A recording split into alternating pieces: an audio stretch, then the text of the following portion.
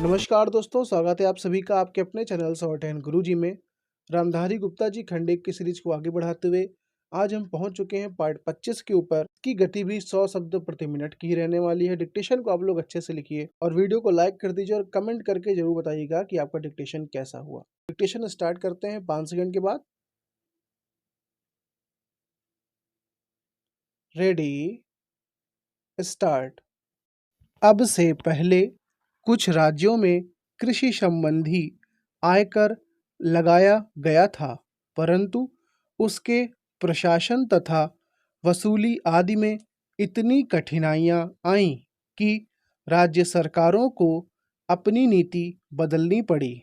बात यह है कि जहां करोड़ों अनपढ़ तथा गांवों में बसने वाले किसानों पर हिसाब किताब रखने और रिपोर्ट भेजने की जिम्मेदारी लादी जाती है, वहाँ ऐसा कोई कर सफल नहीं हो सकता। उल्टे उसके कारण लाखों लोग कई प्रकार से सताए जाते हैं और फिर वे लोग सरकार से नाराज हो जाते हैं। इसलिए पहले देखना यह पड़ेगा कि यह कर कितने कृषकों पर लागू होने वाला है और उससे कितना रुपया कर के रूप में वसूल होगा। अध्यक्ष महोदय, सूचना मंत्रालय के एक ऐसा मंत्रालय है जिसके कामों के संबंध में यह कहा जा सकता है कि बहुत कम आलोचना की गुंजाइश है। इसके कामों में सामान्य रूप से यह देखा गया है कि सभी स्थानों पर प्रगति हुई है। जहाँ-जहाँ कुछ कमजोरियां हैं, उनको सुधारा जा सकता है। इसलिए सबसे पहले मैं आकाशवाणी के संबंध में कुछ कहना चाहता हूँ। यह बात सच है कि आकाशवाणी ने परिस्थितियों के अनुकूल अपने को परिवर्तित किया है। जब हमारे देश पर संकट आया तो इस विभाग ने डटकर उसका सामना किया और परिस्थितियों के अनुसार अपने प्रसारणों को बढ़ाया। लेकिन मुझे दुख के साथ कहना पड़ता है कि इसकी भाषा नीति में अभी तक कोई परिवर्तन नहीं आ पाया है। इस मंत्रालय का एक महत्वपूर्ण विभाग पत्र सूचना कार्यालय है, जिसके द्वारा सभी सरकारी सूचनाएं अखबारों के द्वारा जनता तक पहुंचती हैं। अभी तक हमारे इस मंत्रालय का यह दृष्टिकोण रहा है कि इस देश की भाषा अंग्रेजी है और सब काम अंग्रेजी भाषा के माध्यम से होना चाहिए। यही कारण है कि इस विभाग से जो सूचनाएं प्रसारित होती हैं, उनमें से अधिकांश अंग्रेजी में ही प्रसारित होती हैं, जिसके कारण देश भर में हमारी सरकार की बातें जनता तक नहीं पहुंच पाती। मैं अपनी इस बात की पुष्टि के लिए इसी मंत्रालय द्वारा प्रकाशित पुस्तिका में दिए गए आंकड़ों को प्रस्तुत करना चाहता हूं। आप इन आंकड़ों को देखें तो आपको ज्ञात होगा कि अधिक प्रकाशन अंग्रेजी में हुए हैं। हिंदी या अन्य क्षेत्रीय भाषाओं के प्रकाशनों की संख्या बहुत कम है, जबकि इस देश में अंग्रेजी जानने वालों की संख्या 2% से अधिक नहीं है। अन्य भाषाओं के जानने वालों की संख्या इस देश में 84 करोड़ है। इस दृष्टि से आवश्यकता इस बात की है कि हम अपना सारा काम अपनी भाषाओं के माध्यम से करें। अभी कई माननीय सदस्यों ने अपने विचार व्यक्त करते हुए कहा कि 1965 से हमारे देश की मुख्य भाषा हिंदी हो गई है और अंग्रेजी केवल सहभाषा के रूप में है।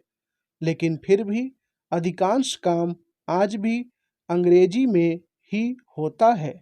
मैं चाहता हूँ कि आप ऐसे कदम उठाएं कि देश भर में हिंदी के माध्यम के द्वारा यह कार्य सुचारू रूप से चलने लगे।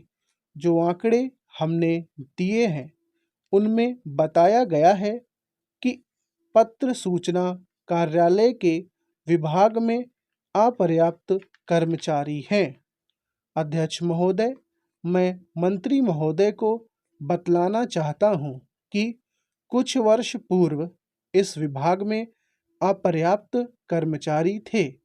इस दृष्टि से इस विभाग में हिंदी के काम में कोई प्रगति नहीं हुई। अध्यक्ष महोदय, आपके लोकसभा सचिवालय में हिंदी के काम में काफ़ी प्रगति हुई है। इस समय लोकसभा की कार्यवाही दोनों भाषाओं में चल रही है, लेकिन अगर इस काम में हमारा सूचना मंत्रालय अपनी भाषा नीति के कारण पिछड़ा रहा तो यह बड़े दुख की बात होगी। खाद्य तथा कृषि मंत्रालय की मांगों पर बोलते हुए मुझे याद आता है कि इसे जितना भी महत्व आज तक दिया गया है और जितना महत्व आज दिया जा रहा है वह बहुत कम है।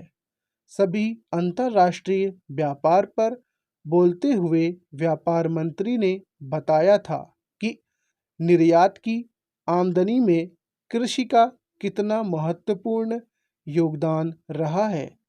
उन्होंने बताया था कि 70% निर्यात कृषि की वस्तुओं का हो रहा है और उसी के द्वारा हमें इतनी आमदनी हो रही है। इस दृष्टि से कृषि का महत्व और भी ज़्यादा बढ़ जाता है। उन्होंने यह भी बताया था कि यदि कृषि उत्पादन केवल 5% और बढ़ जाए तो निर्यात से हम 100 करोड़ रुपए के लगभग अपनी आमदनी को और ज़्यादा बढ़ा सकते हैं। इतना महत्व इसका होने के बावजूद भी मुझे बड़ा खेद है और सचमुच यह बड़े दुख की बात है कि आप कृषि के ऊपर जिसमें 100 करोड़ रुपया कमाने की क्षमता है, 1 करोड़ रुपया भी खर्च करने के लिए तैयार नहीं हैं। मैं तो यहाँ तक कहूँगा कि जिसे हम औद्योगिक उत्पादन मानते हैं उस प्रकार का उत्पादन आज भी हमारे देश में नहीं हो रहा है। वास्तव में उत्पादन केवल कृषि से हो सकता है, क्योंकि कृषि वस्तुओं से ही आपके दूसरे औद्योगिक संस्थान चलते हैं। यदि रुई देश में पैदा न हो तो कपड़ा कैसे बन सकता है? यदि मूंगफली देश में पैदा न हो तो वनस्पति घी देश में पैदा नहीं हो सकता। इसलिए हमारा सारा उत्पादन कृषि वस्तुओं पर ही निर्भर है। इसी तरह से खनिज पदार्थों की स्थिति है।